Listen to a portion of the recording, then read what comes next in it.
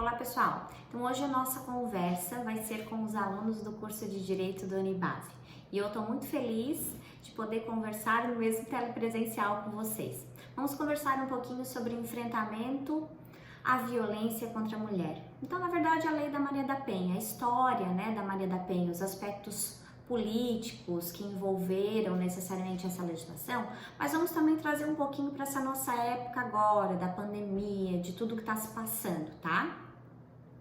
Resumidamente, sobre a história da Maria da Penha, ela teve um marido, Marco Antônio Herrera Viveiros, então que lhe agrediu por várias vezes, não só uma vez só, a partir de 1983. Então ela levou um tiro nas costas enquanto ela dormia, ficou na cozinha gritando por socorro, e de uma dessas agressões, a mais violenta, que foi esse tiro nas costas, a Maria da Penha saiu paraplégica, tá? Ele fez uma segunda tentativa também de homicídio, que aconteceu depois, quando empurrou a Maria da Penha, já em cadeira de roda, e tentou eletrocutar ela no chuveiro, tá? Perdão.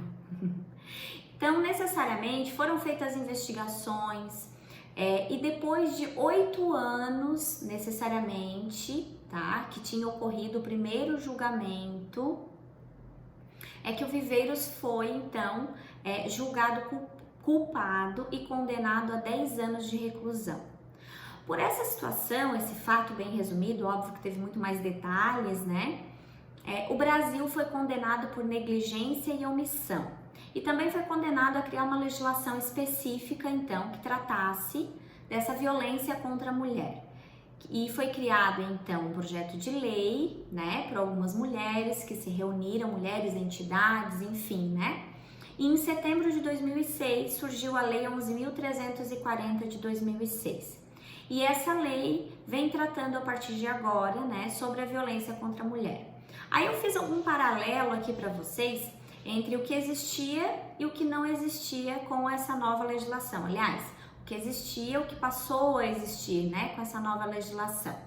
Então, não existia uma lei específica sobre essa violência doméstica que passou a ser tipificada com essa legislação. Não tratava das relações de pessoas do mesmo sexo, e essa legislação trouxe, então, essa análise independente de orientação sexual. Inicialmente, todos os procedimentos aplicados a esse ramo do direito era pela Lei 9.099 de 95, não tinha uma legislação específica, Então, ela retira agora, essa nova lei dos juizados especiais, essa competência necessariamente para julgar os crimes de violência doméstica contra a mulher, tá?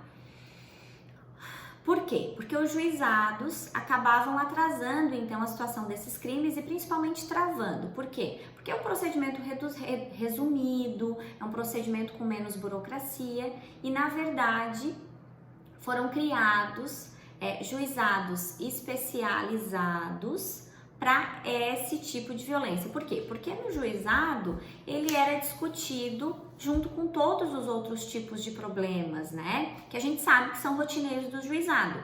E com a nova legislação, nós passamos a ter um tratamento específico em uma vara específica, que seria um juizado especializado. Permite a aplicação de penas,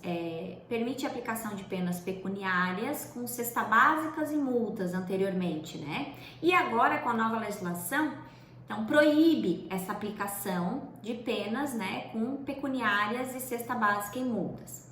A autoridade policial antes fazia um resumo dos fatos e registrava num termo padrão. Hoje tem-se um capítulo específico prevendo todo o procedimento que a autoridade policial, deve ter no registro necessariamente desse tipo de fato. A mulher podia desistir da denúncia na delegacia, isso é uma situação bem complicada, porque alegava-se principalmente a situação de coação, dos companheiros com relação a essa mulher. Hoje, ela tem que ir perante o juiz, então, para fazer essa desistência, tá? A mulher quem muitas vezes entregava a intimação, aí chegamos à beira do absurdo, Como é que a mulher ia entregar a intimação para o seu agressor? Óbvio que ela ia ser agredida novamente, Então, hoje proíbe, logicamente, a nova legislação essa entrega. Não era prevista a decretação de prisão preventiva. Agora, né, a nova legislação prevê, então, a prisão em flagrante e a prisão preventiva, tá? A mulher aqui vítima de violência doméstica e familiar nem sempre era informada quanto ao andamento do processo. Hoje ela tem que ser notificada desse andamento processual, especialmente quando o agressor sai da prisão. Por quê? Porque é um processo de violência doméstica, óbvio que a pessoa oferece risco, né? E como são relacionados, né, a conflitos familiares, conflitos necessariamente internos do núcleo familiar, então essa pessoa pode procurar vingança, essa pessoa pode ir atrás, então, dessa esposa, desse filho, enfim, para tomar alguma providência que ele, né, na cabeça doente, ou ela, né, enfim, considere apropriado, tá? E daí, nesse caso aqui, a violência doméstica não era considerada agravante de pena, tá? Agora é considerada agravante de pena. A pena para esse tipo de violência doméstica e familiar era de 6 meses a 1 ano.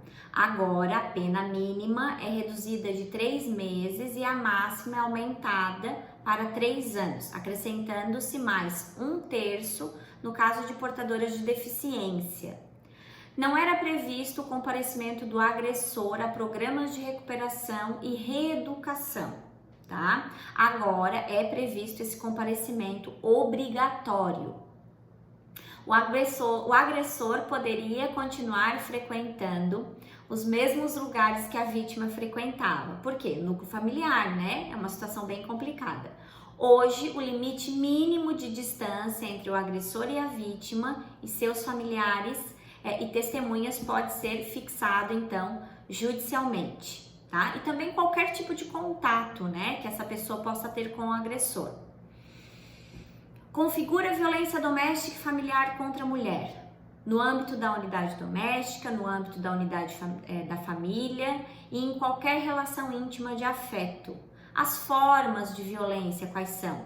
Nós temos a violência física, psicológica, sexual, patrimonial, moral. Por que física? Física é aquela que a gente está habituado a ver lá, que todo mundo se bufeteia, tem tiro, enfim, é uma dos enquadramentos lá da Maria da Penha, né? Psicológica seria necessariamente a chantagem, né? Se você fizer tal coisa, eu vou te bater. Se você contar pra alguém, eu vou te bater. Sexual. Não é porque eu sou casada ou casado, enfim, né? Mas não é porque eu tenho um relacionamento, namoro, noivado, indiferente do que seja, mas que eu tenho que me submeter a qualquer momento às vontades do companheiro, tá?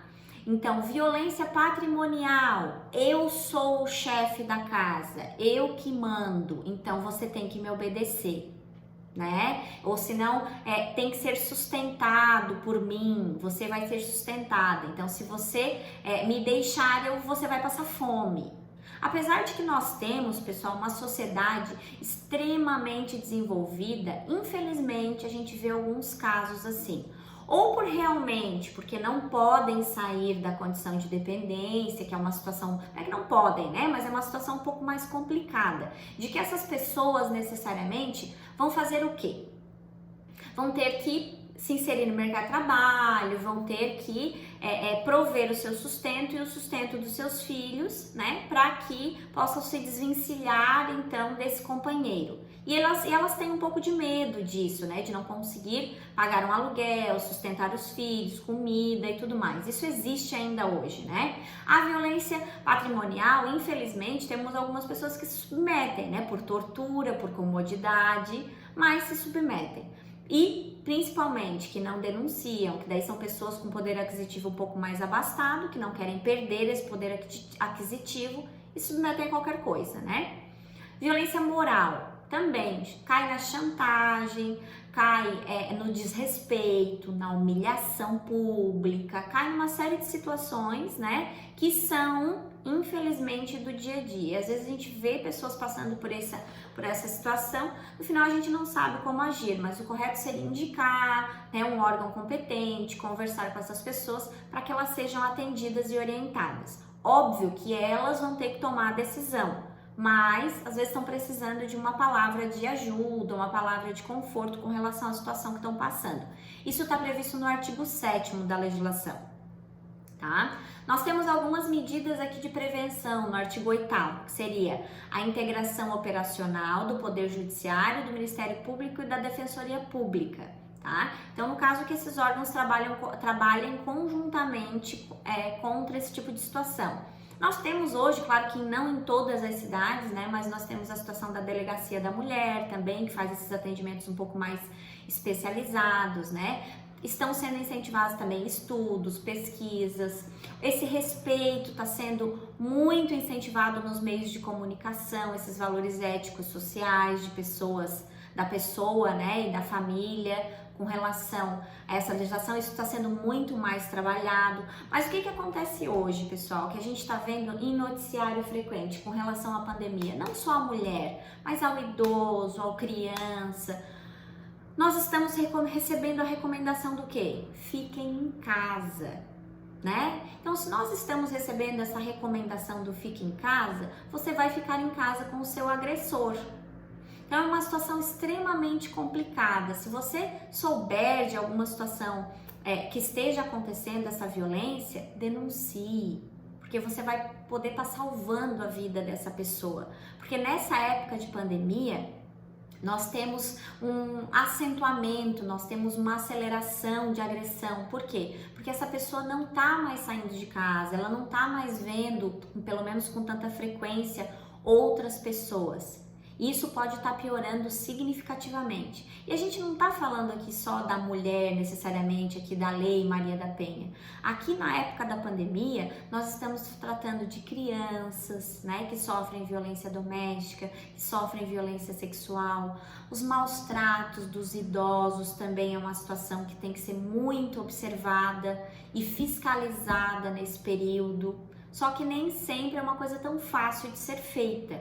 Por quê? Porque é dentro do ambiente familiar. Então, infelizmente, só vai funcionar com denúncia, né? Porque senão essas pessoas vão morrer na mão dos seus agressores. Então, é uma situação para reflexão. Eu peço para que vocês reflitam sobre essa situação, que ela é muito difícil e muito importante, tá? Atendimento policial especializado também veio previsto. Campanhas educativas, que isso vem sendo muito trabalhado, né? Programa de erradicação da violência contra a mulher, capacitação permanente aqui das polícias, né, civil e militar, para que façam esse atendimento, guarda municipal, enfim, corpo de bombeiros, como eu disse para vocês. Então, em cidades um pouco maiores, né, nós temos os órgãos e as delegacias, né, especializadas. Infelizmente não é o caso de todas as cidades. Por exemplo, a nossa cidade é um pouco menor, ela não tem essa estrutura. Então, a própria delegacia, né, comum é que tem que tratar da situação. Promoção de programas educacionais, incentivando o respeito, a dignidade da pessoa humana. Então, na verdade, nesse momento que nós estamos enfrentando de pandemia, nós temos que nos conscientizar que nós temos muitos problemas sociais e que nós estamos sim envolvidos com todos eles. Nós temos o nosso dever social, nós temos o nosso dever humano de abrir os olhos dessas pessoas, de na medida do possível que estejam, né, que sejam próximos, que sejam familiares nossos, de conversar com eles, de fazer com que procurem então uma ajuda, um recurso para se libertarem, porque eu percebo no dia a dia que essas pessoas têm muita dificuldade de se libertar dessa agressão. Elas acostumam a serem agredidas, se é que isso pode ser acostumado, né? Mas é o que a gente acaba vendo no dia a dia, tá? Currículos escolares de todos os níveis de ensino para os conteúdos relativos a direitos humanos. Então, não só no ensino superior, né, que nós estamos tratando sobre essa situação, mas também em todo o ensino, em toda a educação. Por quê? Porque nós podemos filtrar lá a parte da dignidade da pessoa humana, do respeito ao próximo, do respeito ao vovô, do respeito ao pai, ao tio, enfim. Nós podemos filtrar isso desde a criança, né? Porque a gente tem que educar as nossas crianças a serem melhores, a serem cidadãos muito melhores, a se preocuparem com o próximo. Eu acho que uma lição que a gente deve tirar dessa época, dessa situação tão difícil que nós estamos passando, realmente é o respeito ao próximo. Realmente é essa situação de que nós estamos envolvidos, de que nós temos que nos preocupar com a outra pessoa, tá? A autoridade policial também tem responsabilidades diferenciadas nessa legislação, que é de garantir a proteção policial quando necessário, comunicando de imediato ao Ministério Público e ao Poder Judiciário, encaminhando a ofendida ao hospital, no caso, né, de atender a ocorrência, ao posto de saúde ou ao Instituto Médico Legal. Fornecer transporte para a ofendida e seus dependentes para o abrigo ou local seguro, quando houver o risco de vida.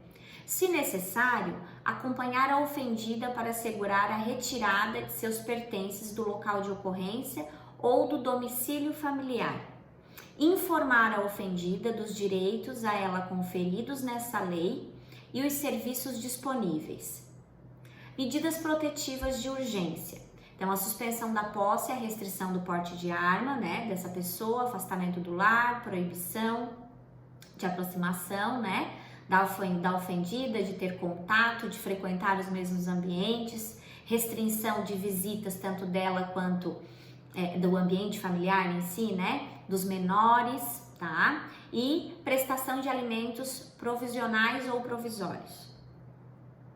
Criar e promover, essa legislação também trouxe várias obrigações, porque, como a gente verificou lá de forma bem sucinta, foi uma punição que o nosso país recebeu por ser negligente, por não ter cuidado corretamente de uma situação tão grave. Não só dessa pessoa, da Maria da Penha, mas de várias outras pessoas que não foram relatadas, mas também passaram durante vários anos por essas situações. Então, centros de atendimento integral e multidisciplinar, criar casas de abrigo, delegacias, né, específicas, núcleos de defensoria pública, serviços de saúde, centros de perícia médico-legal, programas e campanhas, centros de educação e de reabilitação para os agressores.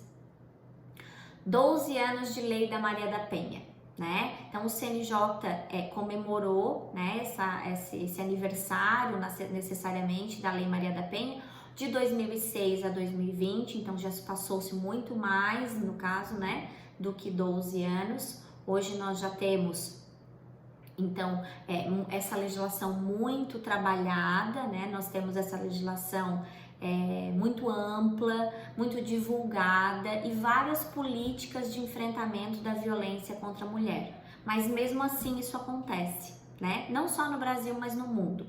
Nós temos alguns programas que eu vou mencionar aqui para vocês, que seria, ó, Programa Mulher, Viver Sem Violência, Casa da Mulher Brasileira, Ligue 180, Central de Atendimento à Mulher, Plano Nacional de Política para as Mulheres, Política Nacional de Enfrentamento à Violência contra as Mulheres, Política Nacional de Atenção Integral à Saúde da Mulher, Pacto Nacional pelo Enfrentamento à Violência contra a Mulher, sobre a Rede de Enfrentamento à Violência contra as Mulheres, juizados, né, especializados, várias adaptadas e especializadas, promotorias, núcleos de defensoria, ouvidoria da mulher, tá?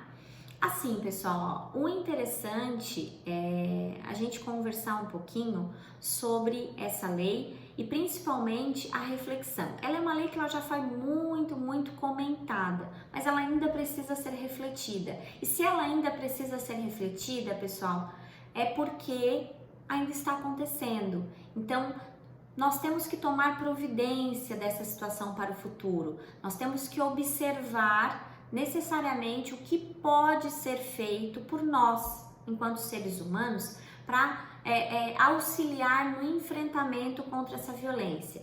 E como eu mencionei para vocês, nesse momento atual, nós precisamos de um olhar muito humano e nós precisamos principalmente verificar meios em que nós podemos auxiliar essas pessoas, seja com informação, seja com uma conversa de apoio, uma palavra de apoio, de conforto, seja denunciando o que está acontecendo, seja com a mulher, seja com criança, seja com o idoso. Então assim, ó, se preocupem. A gente deve meter a colher sim na vida das outras pessoas quando é para salvar vidas. Então se conscientize disso. Meus queridos alunos, gostaria realmente de estar com vocês presencialmente. E, infelizmente, como são vídeos, a gente tenta ser um pouquinho mais conciso nas informações, né? Mas vou estar sempre à disposição de vocês para todo tipo de dúvidas.